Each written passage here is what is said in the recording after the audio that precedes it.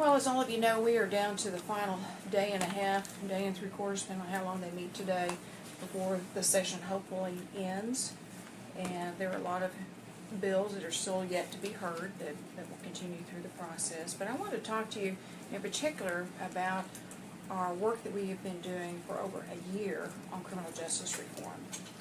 It is no secret that the public gave a pretty clear mandate this past summer on State Question 780 and 781 that they support, the public supports, in a bipartisan way, all walks of life, criminal justice reform in our state.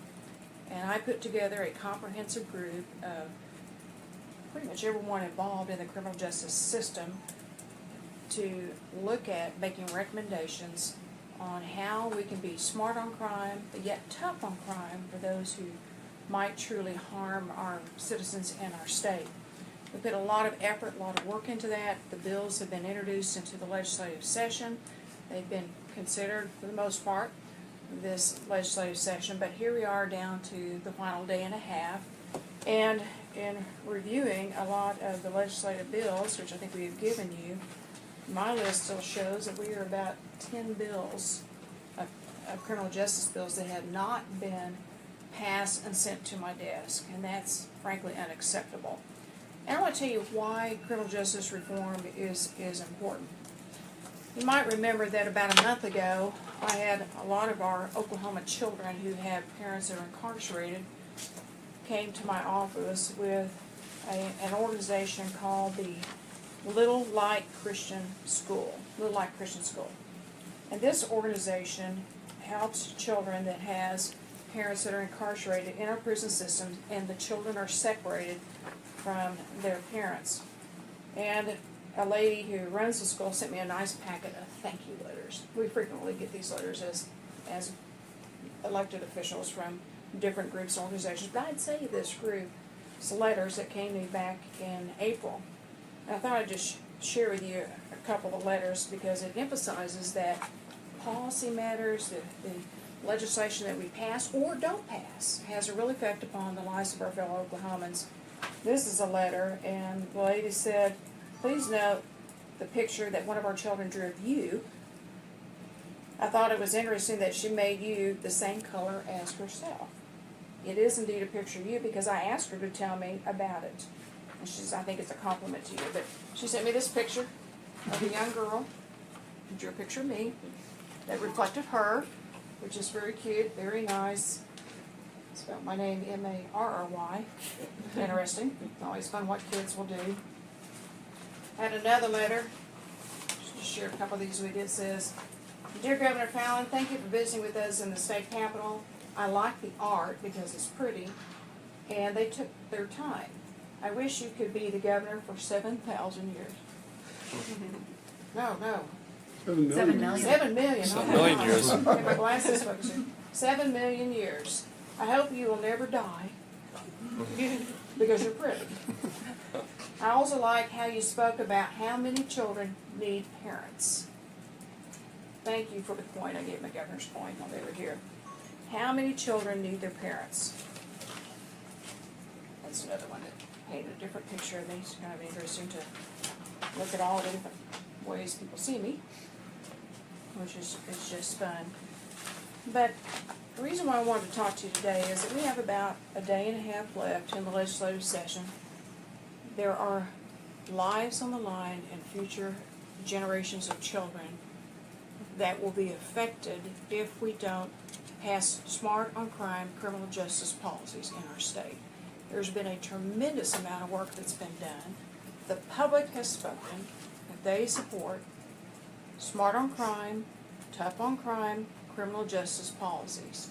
And we all want to make sure that we take care of those who are dangerous, that might threaten our families or our businesses, and certainly our communities. There's no question about that. But we've also had a very in-depth discussion over the last couple of years about people who have substance. Bless you. Sorry. That was really good timing. People that have substance abuse problems, children that are out of their homes, children in foster care, people who are in poverty because they have one parent that's in or out of their home. So I wanted today to highlight this to you because we have a committee hearing that is on hold again. It's been on hold many times. It's been started, put on the agenda, then canceled or recessed, put on hold, and that's the Judiciary Committee, which we find that these bills are currently stuck in. And I'm pleading to the chairman of the committee, Scott Biggs, Representative Scott Biggs, to please let the criminal justice bills go. Let them go to the full committee. Let the committee members sign them out. Let the committee members vote on the bills. Send it to the bills to the House or the Senate floor, whichever is appropriate, and let's have a vote. Let's let the legislators voice the opinion of their constituents, whether they're for or against certain pieces of legislation, because we work too hard. There are lives at stake. There are future generations of Oklahomans at stake. We know that we're number one in the nation in incarceration of women. We know we're number two in combined incarceration of men and women in the nation. We know our prisons in Oklahoma are at 109% plus in our state. We know that in our prison systems that we have some prisoners that are triple bunk bed in gymnasiums, classrooms, substance abuse treatment rooms, whatever it might be. They're not getting the services they need because we can't provide the services because we're overcrowded, so they're sleeping in those rooms instead of getting any services. And there will come a day where a majority of these people will come out of the system without any type of treatment, any type of education, any type of possible work skill or other services that could be provided to them while they're in the prison system. So I just want to ask the chairman, that as we're on another delay, and it's my understanding the speaker has given an extension till 4 o'clock today for this committee to get these bills out, signed out by conferees, and it's my understanding that it is rumored that the conferees can't agree, so we're just not going to sign the bills out at all. I believe that the committee members would sign them out if given an opportunity to do that, and if given an opportunity to go to the House and Senate floor, we could see, do these bills pass or not, but at least let us have that opportunity. There are 10 of them that are out here. Now I want to talk to you a little bit about the bills themselves. 5 bills that are on this top list that you have an impact on what's called bed reductions, cost savings to our criminal justice system in our state. Not letting any violent offenders out, not letting anyone that would be dangerous to our families, our communities, or our businesses, but would have an effect to lower our costs in our state and slow down the rising costs that we see in our criminal justice system. You have these in front of you. One of the bills that is going to go possibly today, it's in conference, has some signatures to go through, is House Bill 2281. It adjusts penalties for low-level property offenses, creates a tiered penalty structure for property offenses, establishes more severe penalties for several different classifications of offenses. And this bill is scheduled on the committee right now, if they have a committee meeting and meet the deadlines today, is scheduled to go up for a vote. The other bills that are not on the agenda have not been signed out by the conferees, and I hear are being held up to not let the conferees be signed out, is House Bill 2286. Here's what it does. It strengthens parole and probation supervision.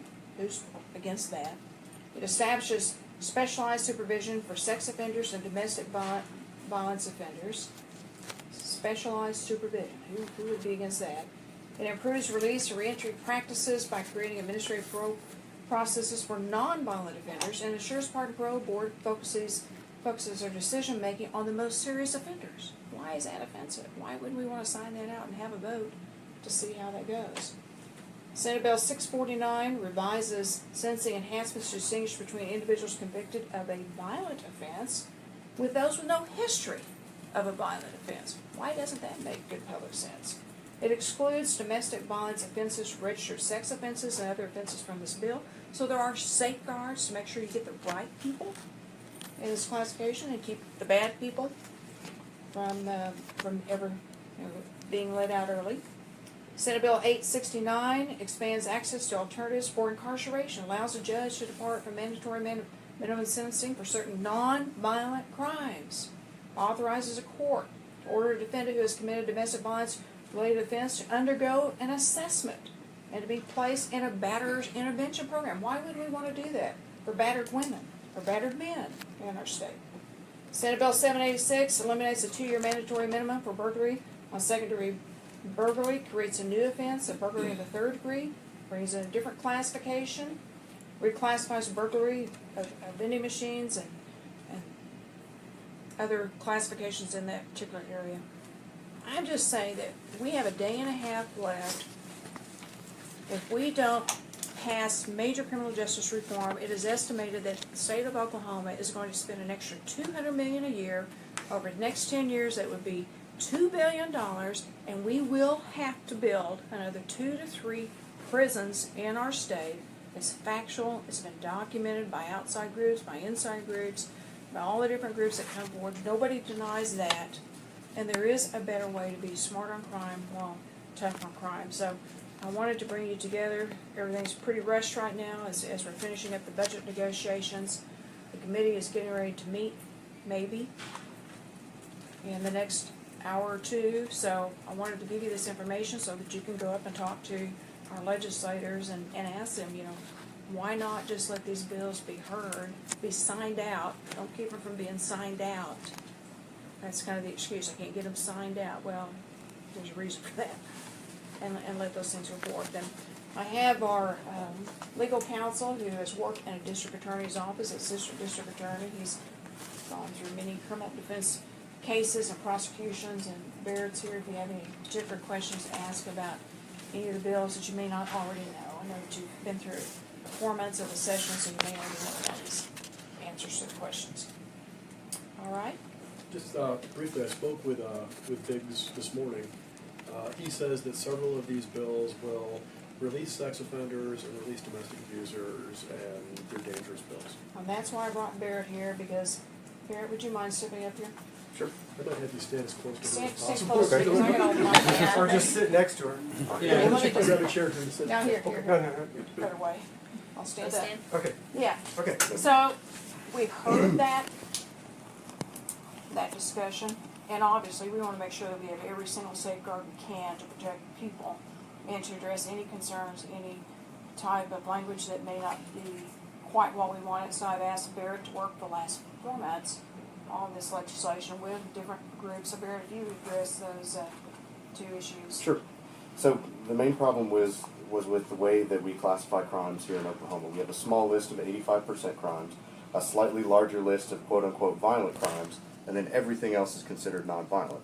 Missing in the list of violent crimes are things like domestic abuse. Those concerns were brought out much earlier in the process. Amendments were put forward to the bill that he was referring to specifically exclude any sex offenses, any domestic violence offenses, and then another numerous list of other crimes that were deemed objectionable. So you have amended and changed the bills. That's been so they fixed have been amended weeks and ago. fixed. Weeks ago. Yesterday you sent out a press release that included some of this information, and then later sent out another press release redacting that. Why? Well, we wanted to make sure we get the budget passed first of all, and there was a lot of budget negotiations going on yesterday with bills going to GCCA. Someone had written that up. I hadn't approved it, frankly, and I said that's not the way I would word this, so I want you to retract it back out. Pretty simple. Representative Bobby Cleveland accused Representative Scott Biggs of violating House rules when it came to these criminal justice bills. Has your office looked into that, and is there any truth to something like that? I don't know about the House rules. That'd be something the House would have to take up. Eric, could you tell me your last name first off? Brown. Brown. Oh, okay. And to get more into the weeds of it, is the problem that these bills have been focused on Title 57 which is prisons and reformatories, and then the criminal statutes are in Title 21. And you spoke a little bit about how it's not enumerated in the criminal code what is a violent offense or not, but in terms of prisons and reformatories, it does list violent and non-violent stuff like that.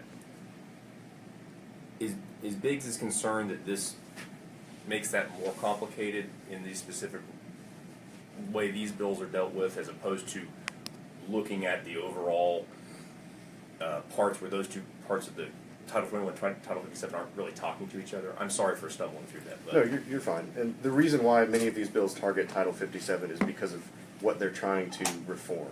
They're trying to reform probation, parole supervision, things like that. Those statutes are in Title 57, not in Title 21. Title 21 is just crimes, basically.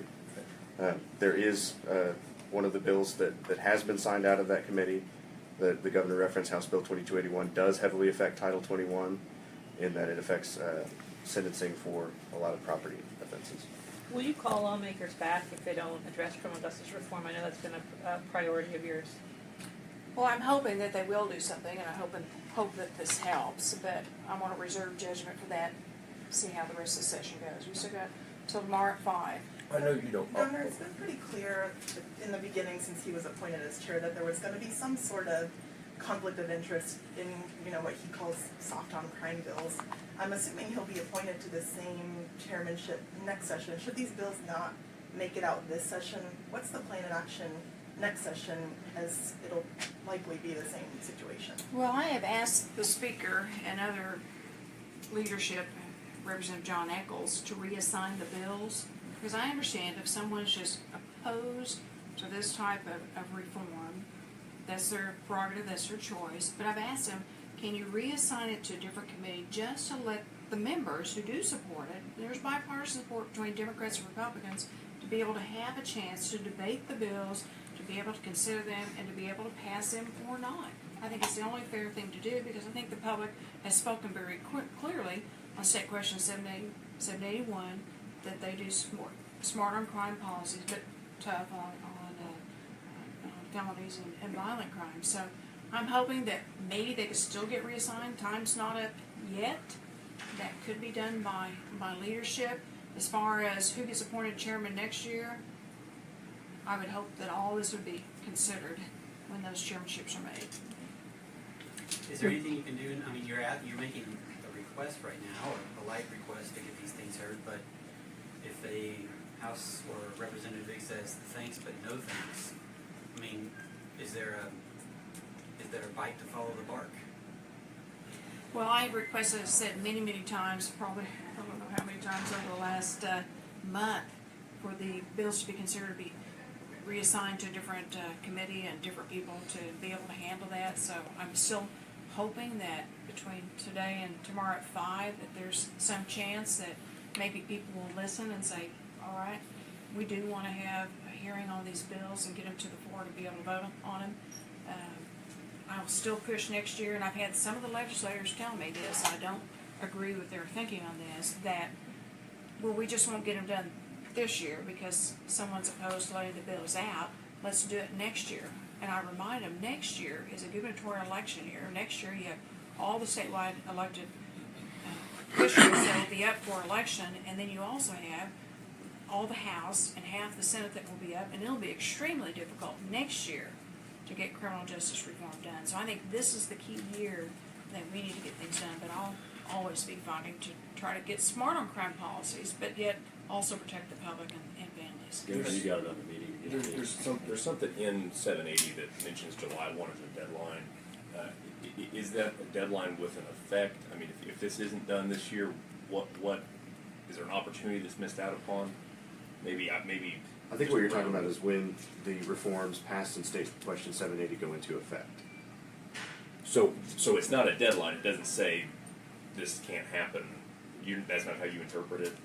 I mean, is it a hard I'm deadline? not familiar with what language you're talking about. You're talking about State Question 780, right? Yes, 781. and it specifies that they I think it's should different. do it by July 1, but the state can still do it after July 1. Is that what I'm hearing? I mean, it's not Yeah. whatever it wants to do on criminal justice reform. Well, these bills are separate from 780, so 780 has an effective date, if I'm understanding the Yeah. question here. So these are just different bills that are pieces of legislation that would go in statute versus something that's sent to the vote of the people. Okay, I must. And we'll get back to you misinformed, I'm sorry. if we're not understanding your question. Do you think you have the votes to pass them if you can get them out on the floor? I think we do. I think there's Democrat support and Republican support both. And I know that Representative Terry O'Donnell and Representative Bobby Cleveland have worked very, very hard, along with Senator Greg Treat in the Senate, and there are many, many other members in leadership that support criminal justice reform. I just think it's important to let the votes fall where they are. This is such an important issue for our state, especially when we're at 109% capacity. We want to keep our communities safe, we want to keep our people safe. We've got to be responsible. We don't want to have a federal lawsuit because Oklahoma doesn't act to take care of its problems, whether it's funding more money towards corrections or whether it is getting the staffing levels right or hoping to slow down the over-incarceration and the rate of women that are in our prison systems and the children that are in foster care and out of their homes or people that are frankly out of the workforce. And one of my big issues has always been trying to help people have a true substance abuse issue. I was talking to one of my staffers, not sure in this office, but in my security detail, that was telling me they had a relative that had a substance abuse issue, wasn't violent, wasn't doing anything, just had a substance abuse issue. And she finally got her into a substance abuse facility, but she had a couple of offenses, misdemeanors from having drugs on her. But that's the kind of people I'm trying to target to get help, because I think all of us have a friend, someone in the community we may know, maybe even a relative, that have had some type of substance abuse issue that's not violent, not someone we're scared of, it just has an addiction issue, and that's what I'm trying to help in our state. So thank you guys for Are you coming. going to order any early releases at all? Pardon me? Any early release policies or anything to alleviate the problem? Well, that's what a lot of these bills do, is But address. if nothing happens? Yeah, well, if nothing happens, then we'll just have to see what the law allows. All right, thanks, Bobby.